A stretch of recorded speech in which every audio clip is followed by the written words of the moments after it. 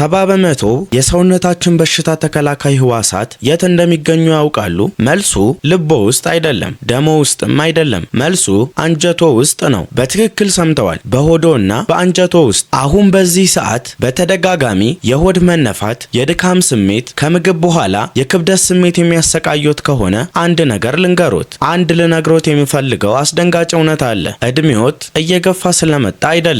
ችግሩ ያለው አንጀቶ ውስጥ ለዓመታት ተጠራቅሞ የቆየው የአንጀት ቆሻሻ ወይም ዝቃጭ ምክንያት ነው። ይህ ዝቃጭ የእርስዎን ጉልበት በዝምታ እየመጠጠ እንቅልፎን እየነጠቀ እና ካሉበት እድሜ 10 ዓመታት በልጠው እንዲያረጁ እያደረጎት ይገኛል። ዘመናዊ ሕክምና የነገረን ምንድነው? ፋይበር የበዛባቸው ምግቦችን ተመገቡ፣ ፕሮባዮቲክ ውሰዱ፣ የጨጓራ አሲድ ማስታገሻ ዋጡ ይሉናል። ግን እውነቱን እንነጋገር ከተባለ እነዚህ ነገሮች ለእናንተ ሰርተውላችኋል? አብዛኞቻችሁ ሁሉንም ሞክራችሁት ምንም ለውጥ አላገኛችሁም።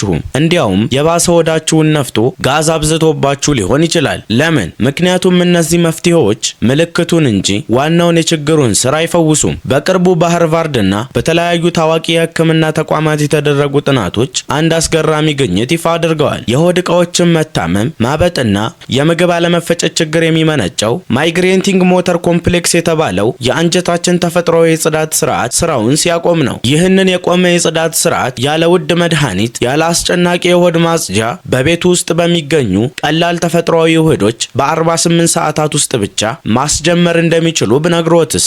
ዛሬ በዚህ ቪዲዮ አንጀቶን እንደ አዲስ የሚያድሰው የሆድ መነፋትን እንደ ጉም የሚያበነውና ጉበቶን የሚመልሰውን ሳይንሳዊ ምስጢር ከነሙሉ አዘገጃጀቱ ነግራችኋለሁ። እስከ መጨረሻው አብራችሁኝ ቆዩ።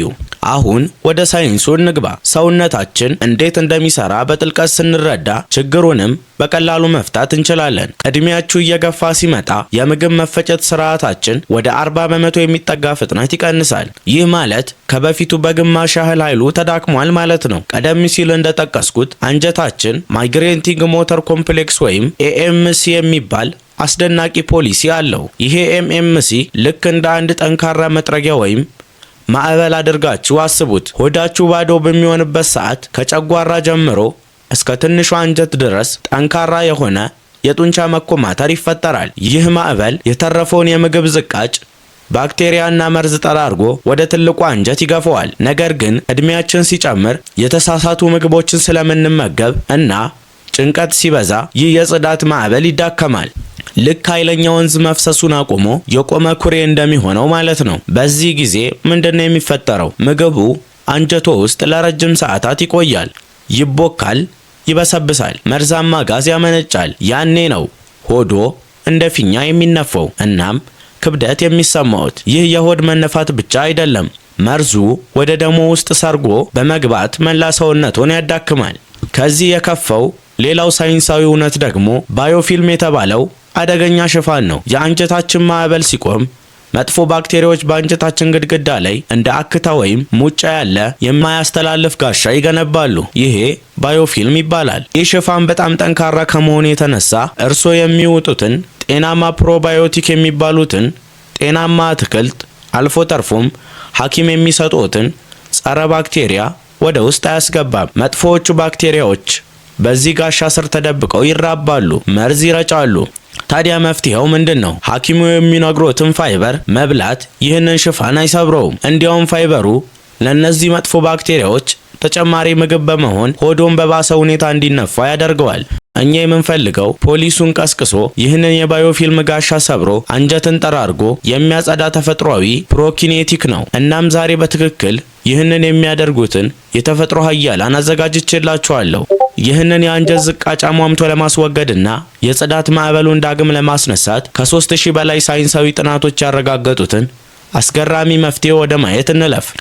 እነዚህን ውህዶች በቅደም ተከተል እንያቸው። ቁጥር 1 ትኩስ ዝንጅብል። ዝንጅብል ለሆድ ቁርጠት እንደሚጠቅም አያቶቻችን ያውቁ ነበር።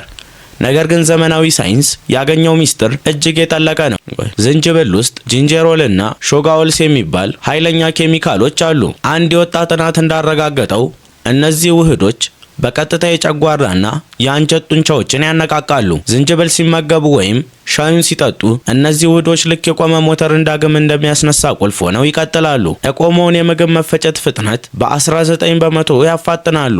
ይህ ማለት ምግቦ ሳይበሰብስና ጋዝ ሳይፈጠር ቶሎ ይፈጫል ማለት ነው። ቁጥር 2 አርቲቾክ በኢትዮጵያ ብዙም ላይታወቅ ይችላል። ነገር ግን በታላላቅ ሱፐርማርኬቶች ውስጥ በጠርሙስ ታሽጎ በቀላሉ ይገኛል። አርቲቾክ ለምን አስፈለገ? ዝንጅብል ሞተሩን ሲያስነሳ፣ አርቲቾክ ደግሞ ማለስለሻ ይጨምራል። አርቲቾክ ውስጥ ሲናሪንና ክሎጀኒክ አሲድ የተባሉ ውህዶች አሉ። እነዚህ ውህዶች ጉበታችን ሐሞት በብዛት እንዲያመነጭና እንዲሰራ ትዕዛዝ ይሰጣሉ። የሐሞት ፈሳሽ መጨመር በአንጀት ውስጥ ያለውን ቆሻሻ በማለስለስ በቀላሉ እንዲንሸራተትና እንዲወገድ ያደርጋል። የዝንጅብልና የአርቲቾክ ውህድ በሕክምናው ዓለም የተገኘ ታላቅ ፕሮኪኔቲክ ነው። ሶስተኛ አናናስና ፓፓያ። ቅድም ያልኳችሁ አደገኛው ባዮፊልም የተባለው የአክታ ጋሻን ታስታውሳላችሁ? መጥፎ ባክቴሪያዎች የሚሸሸጉበት ያንን ጋሻ መስበር የሚችሉት እነዚህ ሁለት ፍራፍሬ ነገስታት ናቸው። አናናስ ውስጥ ብሮሜሊን ሲገኝ፣ ፓፓያ ውስጥ ደግሞ ፓፔን የተባሉ ኢንዛይሞች አሉ። እነዚህ ኢንዛይሞች ተፈጠሩትን ፕሮቲኖች ለማቅለጥ ነው። ስለዚህ ወደ አንጀታችን ሲገቡ ያንን አደገኛ የባዮፊልም ጋሻ ልክ በረዶ በፀሐይ እንደሚቀልጥ አሟምተው ያጠፉታል። ይህ ሲሆን ታፍኖ የነበረው አንጀታችን እንደገና መተንፈስ ይጀምራል። የእብጠት ስሜቱም ወዲያውኑ ይረግፋል። አራተኛ አፕል ሳይደር ቪኔገር። አብዛኛው ሰው ከእድሜ መግፋት ጋር የጨጓራ አሲዱ መጠን በእጅጉ ይቀንሳል። አሲድ ከሌለ ደግሞ ከጨጓራ ወደ አንጀት የሚያሳልፈው በረኛ በሩን አይከፍትም። ምግቡ እዚያው ታፍኖ ይቆያል። አፕል ሳይደር ቪኔጋር ውስጥ ያለው አሲቲክ አሲድ ልክ እንደ ጨጓራ ተፈጥሯዊ አሲድ ሆኖ ያገለግላል። ይህን ሲጠጡ በረኛው በር ይከፍትና ምግቡ በቀላሉ ወደ አንጀት ይተላለፋል። ሆኖም ግን ትክክለኛውን ያልተጣራውንና ከስሩ ደመና መሰል ነገር ያለውን ቪኔገር መግዛቱን እርግጠኛ ይሁኑ። ይህንን ነገር በጥሞና አድምጡ። ምንም እንኳን እነዚህ ውህዶች ተፈጥሯዊ ቢሆኑም ለማንኛውም ሰው ይሆናሉ ማለት አይደለም። ኃይለኛ ናቸው። ስለዚህ መጠንቀቅ ያለብን ሰዎች አለን። በመጀመሪያ ደም አቅላጭ መድኃኒቶችን እንደ ዋርፋሪን የምትወስዱ ከሆነ ይህንን የዝንጅብል ውህድ ከመጀመሩ በፊት ሐኪሞን ማማከሩን አይርሱ።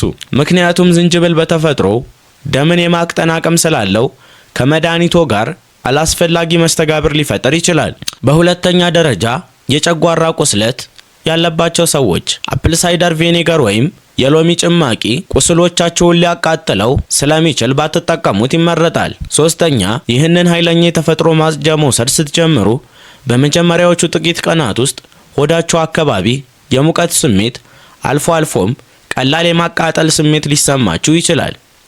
ይህ ቴርሞጀኒክ ሪስፖንስ ይባላል። ሰውነታችሁ የሞተውን ሞተር ዳግም ሲያስነሳ የሚፈጠር ተፈጥሯዊ ምላሽ ነው። አትደንግጡ። ነገር ግን ህመሙ ከጠነከረ ወዲያውኑ ማቋረጥ አለባችሁ። ሌላው ትልቁ ስህተት የጨጓራ አሲድ ማስታገሻ መድኃኒቶች ከእነዚህ የተፈጥሮ ውህድ ጋር በአንድ ላይ መዋጥ ነው። አሲድ ማስታገሻዎቹ የቪኔገሩንና የሎሚውን ስራ ሙሉ በሙሉ ገደል የሚከቱ ሲሆኑ እንዲህ የምታደርጉ ከሆነ ምንም አይነት ለውጥ አታዩም። አሁን ወደሚጠብቁት ዋናው ክፍል ደርሰናል።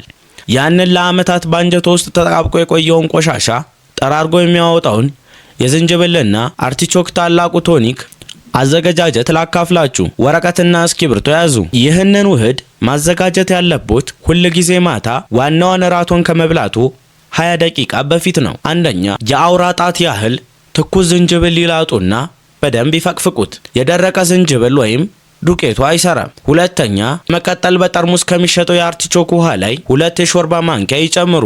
ውሃና ጨው ብቻ ያለውን እንጂ በዘይት የተዘፈዘፈውን እንዳይገዙ። ሶስተኛ የአንድን ሎሚ ግማሽ ጭማቂ ጭመቁበት።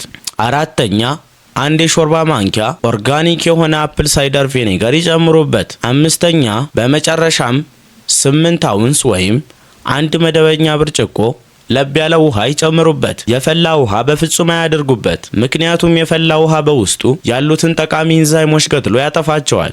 ለቀጣዮቹ 30 ቀናት በዲሲፕሊን ይህንን ቶኒክ ይጠቀሙ። በሶስተኛው ቀን ያ የሆዶ መነፋትና መወጠር ሲቀንስ ያስተውላሉ። በአንድ ሳምንት ውስጥ ከምግብ በኋላ ይሰማዎት የነበረው የድካምና የክብደት ስሜት ይጠፋል። አንድ ወር ውስጥ ደግሞ የሆድ ድርቀቶ ይፈታና ጉልበቶ ልክ እንደ ወጣትነት ጊዜው ታድሶ ያገኙታል። ይህ በብዙ ሺህ ሰዎች ላይ የተረጋገጠ ሳይንስ የደገፈው አስደናቂ ለውጥ ነው። ውድ የቻናሌ ቤተሰቦች አንድ ነገር እንድታውቁልኝ እፈልጋለሁ። ሰውነታችሁ አልተበላሸም፣ እድሜያችሁም ገድቧችሁ አይደለም። ሰውነታችሁ ራሱን በራሱ የመጠገን አስደናቂ ተፈጥሯዊ አቅም አለው። ሆዳችሁና አንጀታችሁ በትክክል መስራት ይፈልጋል።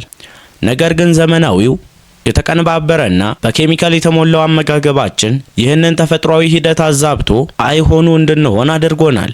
አመጋገባችሁን አስተካክሉ፣ አንጀታችሁን ትፈውሳላችሁ። ይህንን የተፈጥሮ መፍትሄ ከዛሬ ማታ ጀምሮ ሞክሩት። ለ30 ቀናት ብቻ ለራሳችሁ ጤና ቃል ግቡ። የሆዳችሁን ምቾት፣ የጉልበታችሁን መመለስ ስታዩ ሐኪማችሁ እንኳ ምንድነው ያደረግሽው ብሎ ይጠይቃችኋል። ይህንን ቪዲዮ ጠቃሚ ሆኖ ካገኛችሁት ላይክ በማድረግ ለብዙዎች እንዲዳረስ እርዱኝ። እንዲሁም እንዲህ አይነት ጥልቅና ሳይንሳዊ የጤና መረጃዎችን ወደፊትም እንዳደርሶ ሰብስክራይብ የሚለውን ቁልፍ በመጫን የደወል ምልክቱን ያብሩ። ይህን ቶኒክ ሞክራችሁት ያገኛችሁን ለውጥ ወይንም ያላችሁን ማንኛውንም ጥያቄ በኮሜንት ላይ አስቀምጡ። በቀጣይ ቪዲዮ እስክንገናኝ ቸር ቆዩ።